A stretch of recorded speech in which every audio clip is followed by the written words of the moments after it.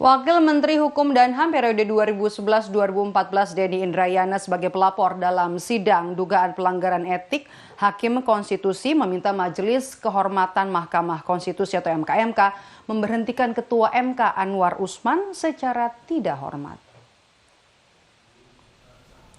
Hal ini diungkapkannya dalam sidang pendahuluan dugaan pelanggaran etik Hakim Konstitusi. Dalam nota pembuktian, Denny Indrayana juga menyampaikan putusan perkara nomor 90 tahun 2023 tentang syarat Capres-Cawapres syarat akan kepentingan. Menurutnya, Hakim Konstitusi yang memiliki kepentingan dengan pihak-pihak yang berkaitan dengan materi gugatan seharusnya tidak terlibat dalam proses hukum. Selain meminta Anwar diberhentikan, Denny juga memohon untuk Majelis Kehormatan menetapkan putusan 90 tahun 2023 tidak sah dan diperiksa ulang dengan Majelis Hakim Konstitusi yang berbeda.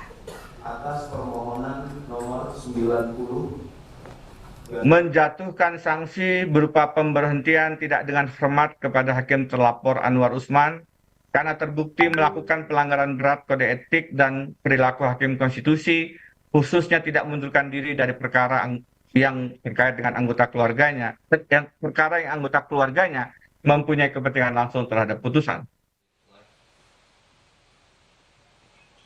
Ya, sidang pendahuluan dugaan pelanggaran etik Hakim Konstitusi digelar oleh Majelis Kehormatan Mahkamah Konstitusi di Gedung MK di Jakarta.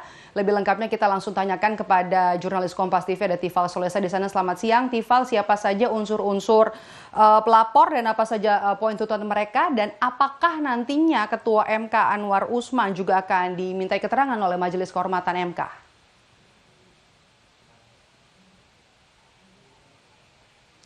Begini, ada 4 pelapor yang dimintai keterangannya sekaligus dimintai bukti-buktinya terkait dengan proses sidang pendahuluan untuk dugaan pelanggaran etik terhadap Ketua Mahkamah Konstitusi sekaligus Hakim Konstitusi Anwar Usman. 4 pelapor ini terdiri dari Denny Indrayana bersama dengan tim hukumnya begitu.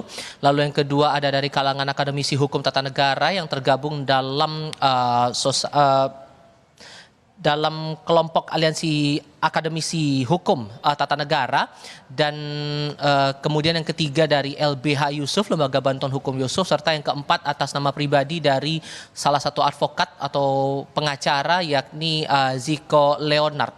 3 di antara 4 laporan itu atau 4 pelapor ini berhubungan langsung laporan dugaan pelanggaran etik Anwar Usman ini tentang putusan hukum atau putusan dari Mahkamah Konstitusi atas syarat Capres-Cawapres yang digugat berkaitan dengan Undang-Undang Nomor 7 Tahun 2017 tentang pemilu. Nah, ketiganya pada hakikatnya meminta untuk Majelis Kehormatan Mahkamah Konstitusi atau MKMK menjatuhi pemberhentian tidak dengan hormat terhadap Anwar Usman karena diduga sudah melakukan pelanggaran etik berat, ditambah putusan yang dibuat atas syarat Capres dan Cawapres untuk menjadi peserta pemilihan presiden di pemilihan umum ini dianggap syarat dengan konflik kepentingan, ditambah dengan sejumlah profil dari Anwar Usman yang juga menjadi bagian dari keluarga Presiden Joko Widodo di Tenggarai. Ini juga menjadi bagian lain dari upaya untuk meloloskan nama Gibran Rakabuming Raka sebagai bakal calon wakil presiden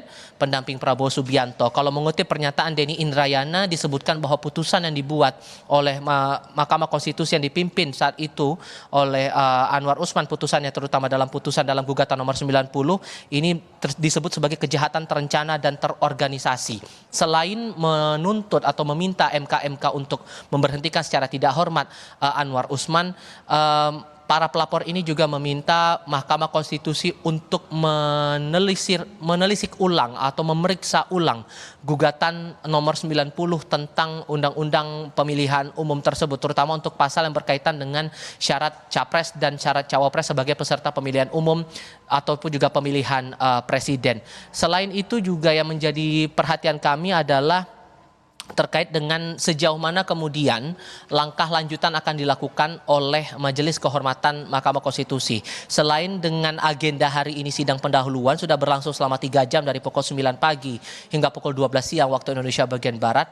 kabarnya juga pada malam nanti akan dilangsungkan pemeriksaan secara tertutup oleh Majelis Kehormatan Mahkamah Konstitusi kepada Ketua Mahkamah Konstitusi Anwar Usman. Ini tertuang sebetulnya dalam Peraturan Mahkamah Konstitusi atau PMK nomor 1 tahun 2023 bahwa pemeriksaan atau permintaan keterangan terhadap pihak-pihak terkait terutama dalam hal ini terhadap hakim konstitusi ini harus dilaksanakan secara tertutup. Namun ini masih butuh konfirmasi lebih pasti lagi kapan persisnya Anwar Usman ini akan dimintai keterangannya oleh pihak Majelis Kehormatan Mahkamah Konstitusi. Namun yang bisa dijelaskan juga di sini oleh MK dari Majelis Kehormatan Mahkamah Konstitusi bahwa proses dari pemeriksaan pihak-pihak terkait ini akan dituntaskan dalam pekan ini agar putusan bisa dibacakan pada 7 November 2023 nanti.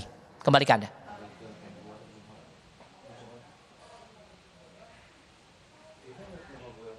Ya, sidangnya juga baru dimulai, kita nanti akan tunggu apa hasil putusan. Menarik untuk ditunggu apakah memang ada pelanggaran yang dilakukan oleh Hakim Konstitusi dalam yang dilakukan saat putusan nomor 90 tahun 2023. Terima kasih, jurnalis Kompas TV Tifal Solesa melaporkan langsung dari Gedung Mahkamah Konstitusi Jakarta.